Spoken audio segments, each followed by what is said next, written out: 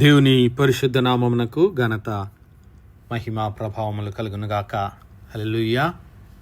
మరొకసారి ఈ అనుదిన బైబిల్ ధ్యానములకు మీ అందరినీ మన రక్షకుడు ప్రభు అయిన యేసు క్రీస్తుల వారి పరిశుద్ధ నామంలో ప్రేమతో ఆహ్వానిస్తున్నాను. ప్రియులారా, యేసు క్రీస్తు ప్రభుల వారు పరలోక రాజ్య మర్మములను శిష్యులకు అందరికీ జనములందరికీ బోధిస్తూ మరి ఆయన చివరిగా వారిని ఒక ప్రశ్న అడుగుతున్నాడు. మత్తయి సువార్త 13వ అధ్యాయము 51 నుంచి 52 వరకు ఉన్నటువంటి లేఖన భాగాల్లో ఆ యొక్క ఉపమానములన్నిటినీ మీరు గ్రహించితిరా అని యేసు వారిని అడుగగా వారు గ్రహించితిమనిరి. ఆయన అందువలన పరలోక రాజ్యములో శిష్యుడుగా చేరిన ప్రతి శాస్త్రియు తన ధననిధిలో నుండి క్రొత్త పదార్థములను పాత పదార్థములను వెలుపలికి తెచ్చు ఇంటి యజమానుని పోలి ఉన్నాడని వారితో చెప్పెను. హల్లెలూయా. ఇక్కడ క్రీస్తు ప్రభుల వారు మరి పరలోక రాజ్యములో శిష్యుడుగా చేరదలిచినటువంటి ప్రతి శాస్త్రి అన్నాడు. పరలోక రాజ్యములో చేరవలసినటువంటి మనమందరము ఎలాంటి వారమంటే ఆయన అంటూ ఉన్నాడు, శాస్త్రులను పోలినటువంటి వారము. ఎందుకు ఆయన శాస్త్రులను మరి ఉపమానంగా చెప్పాడో మనం చూసాము. మత్తయి సువార్త 5వ అధ్యాయము అక్కడ క్రీస్తు ప్రభుల వారు శాస్త్రుల నీతి కంటే పరిసయ్యుల నీతి కంటే మీ నీతి అధికము కాని ఎడల మీరు పరలోక రాజ్యంలో ప్రవేశించరని ఆయన శిష్యులను హెచ్చరించాడు.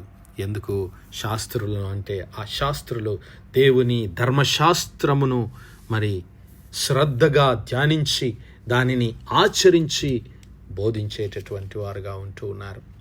అయితే మనము కూడా క్రీస్తు ప్రభుల వారి మాటలను అంగీకరించి ఆయన బోధించినటువంటి ఆ పరలోక రాజ్యపు మర్మములను సత్యములను దేవుని వాక్యమును అంగీకరించి శాస్త్రుల వలె జీవించబదులమై ఉన్నాము. అంతేకాదు ఆ శాస్త్రులుగా మరి మనము జీవించాలంటే ముందుగా ఆయనకు శిష్యులముగా ఉండవలసిన వారము. ఆయన ఆజ్ఞలను గైకొన్నవాడే ఆయన శిష్యుడు. మీరు నా ఆజ్ఞలను గైకొన్న ఎడల, మీరు నా మాటలు గైకొన్న ఎడల మీరు నా శిష్యులై ఉంటారని క్రీస్తు ప్రభుల వారు యోహాను సువార్త మరి 8వ అధ్యాయం 31వ వచనంలో మనము నేర్చుకున్నాం. యోహాను సువార్త 8వ అధ్యాయం 31వ వచనంలో యేసు తనను నమ్మిన యూదులతో, మీరు నా వాక్యమందు నిలిచిన వారైతే నిజముగా నాకు శిష్యులై ఉండి సత్యమును గ్రహించెదరన్నాడు. మొట్టమొదటిగా శాస్త్రుల వలె మనము దేవునికి నమ్మకంగా ఆయన వాక్యమును శ్రద్ధగా మరి ధ్యానించి ఆచరించి బోధించవలసినటువంటి వారమై ఉంటున్నాం. రెండవదిగా మరి క్రీస్తు ప్రభుల వారి మాటలను ఆయన సత్యమును గ్రహించి మన సిలువనెత్తుకొని మనలను మనము ఉపేక్షించుకొని ఆయనను వెంబడించవలసిన వారమై ఉన్నాము. ఇక మూడవదిగా ఒక ఇంటి యజమానుని పోలి ఉన్నాడు అంటున్నాడు. ఇక్కడ మరి యొక్క పోలిక ఆయన చూపిస్తున్నాడు. మరి యొక్క ఉపమానాన్ని ఇక్కడ ఈ శాస్త్రి, ఈ పరలోక రాజ్యంలో చేర్చబడినటువంటి శాస్త్రి ఆయన ఒక ఇంటి యజమానునితో పోలుస్తూ ఉన్నాడు. ఏమిటి ఆ ఇంటి యజమానుడు చేసే పని అంటే, ఆ ఇంటి యజమానుడు తన ధననిధిలో నుండి క్రొత్త పదార్థములను పాత పదార్థములను వెలుపలికి తెచ్చుతూ ఉన్నాడు. హల్లెలూయా. ఒక ఇంటి యజమాని మరి తన ఇంటిలో ఉన్నటువంటి పాత వస్తువులు క్రొత్త వస్తువులు ఏ విధంగా వెలుపలికి తీస్తాడో, తన ధననిధిలో నుండి క్రొత్త పదార్థములు పాత పదార్థములు, ఒక ధనవంతునికి ఉన్నటువంటి ధననిధిలో దేనిని ఎక్కడ ఏ విధంగా ఉపయోగించాలో ఆ విధంగా ఈ శాస్త్రి దేవుని రాజ్యపు సత్యములను మర్మములను నియమాలను మరి ఉపయోగించవలసిందని క్రీస్తు ప్రభుల వారు కోరుకుంటున్నాడు. ఏంటి మరి ఈ శాస్త్రికి ఉన్నటువంటి ధనం ఏమిటి, ఈ శాస్త్రికి ఉన్నటువంటి ధననిధి ఏమిటి అని ఆలోచిస్తే ప్రియులారా, మరి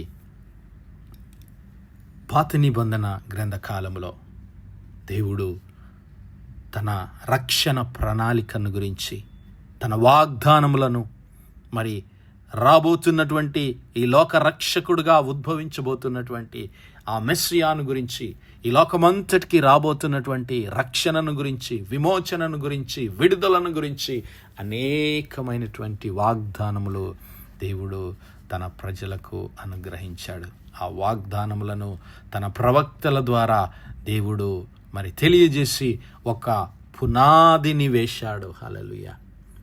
క్రీస్తు ప్రభుల వారి రాకడ కొరకు, ఆ మెస్సయా రాకడ కొరకు, ఆ పాత నిబంధన గ్రంథ కాలమంతటిలో దేవుడు తన మార్గమును, తన సత్యమును, తన రక్షణను, తన యొక్క మరి కృపను దేవుడు ఛాయారూపకంగా మనకు బోధించాడు.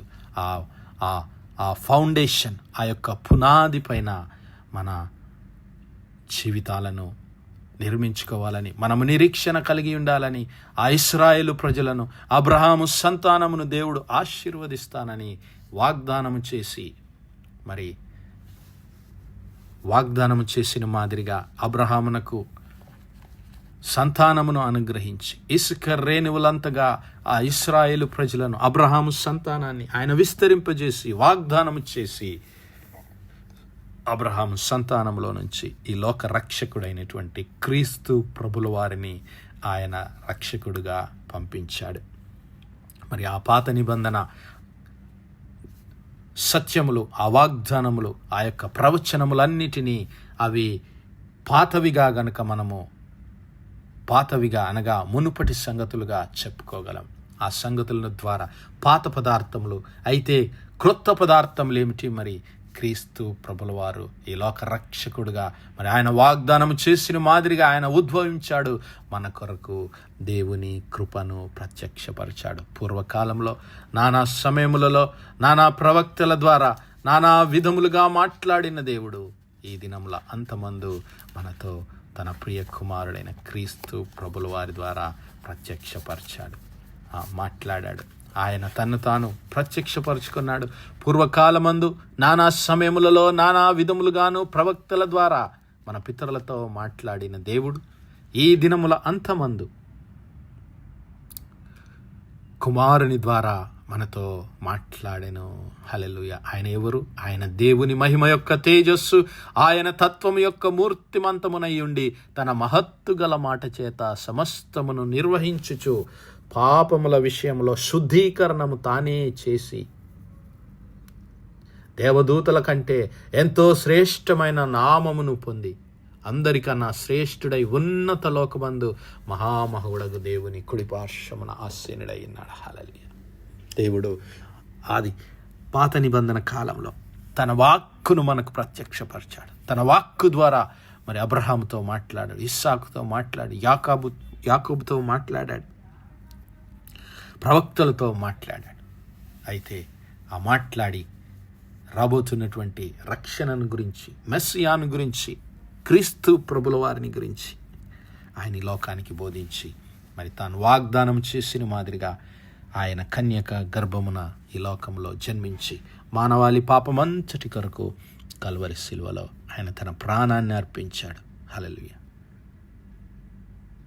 మరి ఆ పాత పదార్థములు, క్రొత్త పదార్థములు, తన ధననిధిలో నుండి మరి క్రొత్త పదార్థములు, పాత పదార్థములు ఏ విధంగా ఆ ఇంటి యజమాని బయటకు తీసుకొని రాగలుగుతున్నాడో అలాగే మరి పరలోక రాజ్యములో శాస్త్రులుగా ఉన్నటువంటి మనము కూడా దేవుని వాక్యమును, దేవుని సత్యమును, దేవుని ధననిధి, నిత్య రాజ్యము, నిత్యమైనటువంటి ఆయన వాక్యము, ఇదిగో ఆకాశము భూమియు గతించిపోవును గాని నా మాటలు ఎన్నటికీ గతించిపోవని వాగ్దానము చేసిన దేవుడు.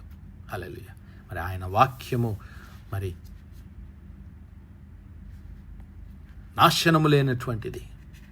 ఆయన వాక్యము మరి నిత్యమైనటువంటిది.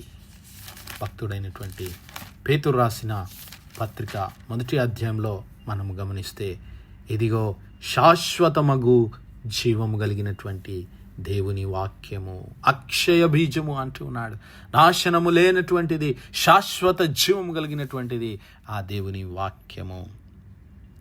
మరి ఆ వాక్యము పైన, ఆ వాక్యం అనే ధననిధిలో నుంచి దేవుని వాగ్దానములను, దేవుని ప్రత్యక్షతలను నీవు నేను మరి బయటికి తీసుకొని రావాల్సిన వారుగా ఉంటున్నాం.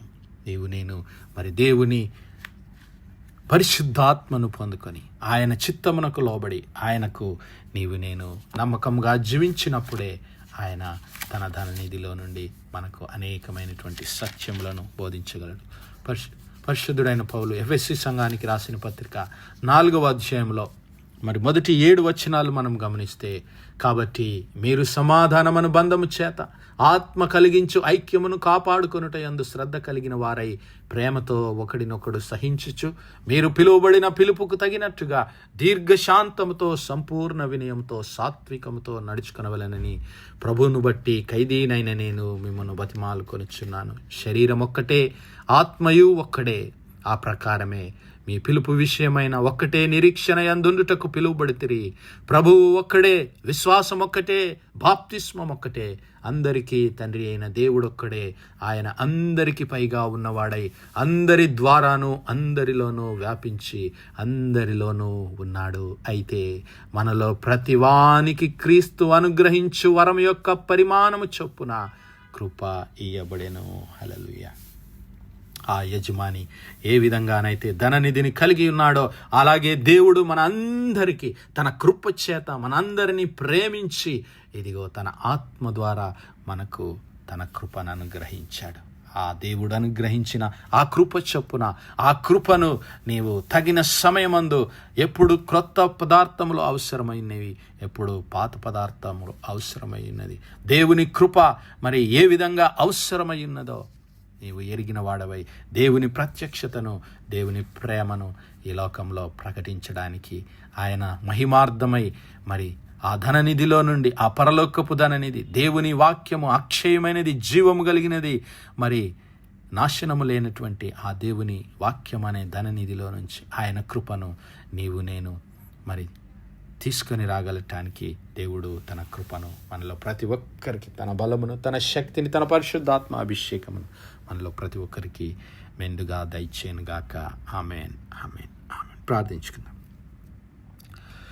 హల్లెలూయా, హల్లెలూయా, హల్లెలూయా, హల్లెలూయా. స్తోత్రము, స్తోత్రము, స్తోత్రము, స్తోత్రములు తండ్రి. అత్యంత కృపాపరితుడవు, అత్యున్నత సింహాసనంపై ఆసీనుడవైన మా ప్రియ పరలోకపు తండ్రి, జీవము కలిగిన మా దేవ, సైన్యములకు అధిపతి వగు మా యెహోవా తండ్రి, కృపా కనికరములు గల మా ప్రభువా, సూర్యోదయం మొదలుకొని ఇంత మటుకు మా తండ్రి మీ చల్లనెక్కల నీడను భద్రపరిచి అయ్యా మరొకసారి మీ ప్రియ కుమారుడు మా ప్రభు అయిన యేసు క్రీస్తుల వారి పరిశుద్ధ నామములో దేవా మీ కృపా సింహాసనం యొద్ద ప్రార్థించడానికి సజీవ లెక్కలో మమ్మల్ని లెక్కించిన మీ ప్రేమకు వందనాలు, కృతజ్ఞతాస్తుతులు, స్తోత్రాలు, స్తోత్రాలు, స్తోత్రాలయ్యా. దినమెల్లా మీ యొక్క పరిశుద్ధాత్మ సహాయం, నడిపింపు, ఆదరణ, సహవాసాన్ని మాకు అనుగ్రహించిన తండ్రి మీకే లెక్కలేని స్తుతులు, స్తోత్రాలు చెల్లిస్తున్నాం. అవును మా ప్రభువా, మీ ప్రియ కుమారుడైన యేసు క్రీస్తు ప్రభుల వారి ద్వారా మీరు మాకు అనుగ్రహించినటువంటి కృప కొరకు మీకే స్తుతులు, స్తోత్రాలనైనా. మీ కృపలో మేము బలవంతులుగా ప్రభువా జీవించే భాగ్యాన్ని మాకు అనుగ్రహించండి. ఇదిగో మా తండ్రి, నిత్య జీవము కలిగినటువంటి అక్షయమైనటువంటి ఇదిగో నా ప్రభువా మీ వాక్యము, జీవము కలిగినటువంటి మీ వాక్యం అనే ధననిధిలో నుండి మీ యొక్క ప్రేమను, మీ రక్షణను, మీ ప్రత్యక్షతను ఈ లోకంలో కనబరచడానికి మంచి గృహ నిర్వాహకుల వలె, ఇంటి యజమానుల వలె, శాస్త్రుల వలె మేము ఈ లోకంలో జీవించే భాగ్యమాలో ప్రతి ఒక్కరికి దయచేయమని సమస్త మహిమ, ఘనత, ప్రభావాలు మీకే చెల్లిస్తూ మా ప్రభును, మీ ప్రియ కుమారుడు, మా రక్షకుడునైనా యేసు క్రీస్తుల వారి పరిశుద్ధ నామమున ప్రార్థించి వేడుకుంటున్నాం మా పరలోకపు తండ్రి. Amen, amen, amen. God bless you all. Praise the Lord. Shalom.